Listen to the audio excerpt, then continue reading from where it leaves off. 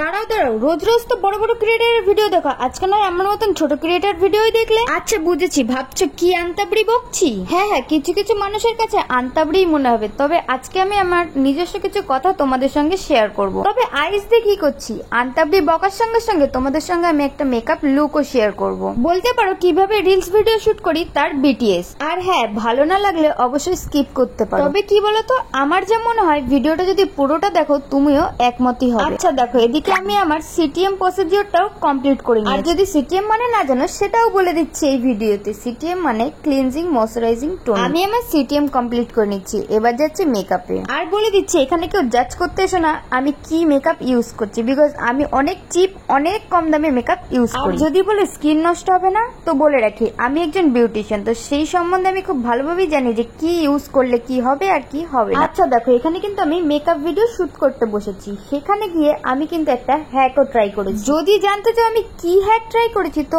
Obviously আমার YouTube চ্যানেলটাতে visit করো। আমি এখানে আমার ইউটিউব চ্যানেলের নাম দিয়ে দিলাম। আই নো যারা বড় বড় ক্রিয়েটার তারা রোজই ভিডিও শুট করে, তবে আমার কাছে পসিবল হয় না, বিকজ যখন ভিডিওতে লাইক আসে না, ভিউজ দেয় না, তখন গিয়ে মনটা ঠিক খারাপ হয়। কোথাও গিয়ে মনটা খারাপ থাকলেও পরক্ষণে ভেবে নি হ্যাঁ কোনো একদিন হয়তো কিছু একটা হতে পারে। এই আশাতেই আমি ভিডিও করা কন্টিনিউ করি এবং আমি এটা অনেক এনজয় করি। দেখো আমি এখানে কিছু একটা খুঁজছি, পড়তে বসলে পেন খুঁজে পাই না, আর মেকআপ করতে বসলে জিনিস খুঁজে পাই না। কিছু এক্সপিরিয়েন্স থাকলে কমেন্টে বলো। কিন্তু চলো তোমাদের সঙ্গে একটা ভিডিও শেয়ার করি, তারপরে বলছি ভিডিওর সম্বন্ধে।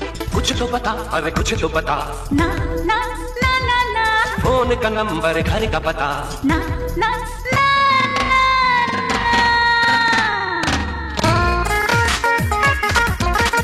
কি মজা পেয়েছো তো?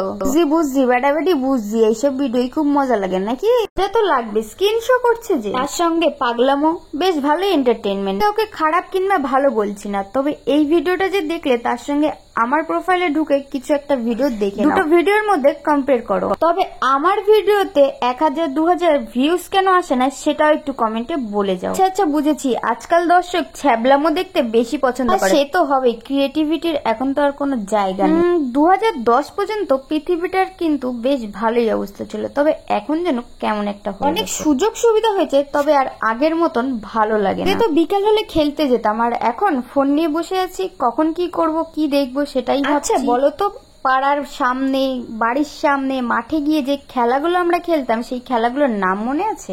জানি মনে আছে, তবে আজকালকার ছেলে মেয়েদের জিজ্ঞেস করে দেখো তো একটা খেলার নাম বলতে পারো? কারণ তারা ফোনের মধ্যেই ব্যস্ত থাকে, ফোনের মধ্যেই সারাটা দিন কাটিয়ে নেয়, অথচ ফোনের মধ্যে কি দেখায় না এইসব। আর মেকআপ করে কিন্তু কমপ্লিট। এই যে তুমি 1 মিনিটের ভিডিও দেখো, জানো এর পিছনে ঠিক কতটা সময় লাগে? হ্যাঁ 3 থেকে 4 ঘন্টা ঠিক লাগে। এরকম একটা রেজাল্ট পাওয়ার পর মনটা ঠিক অনেকটা ভালো যায়। ধন্যবাদ।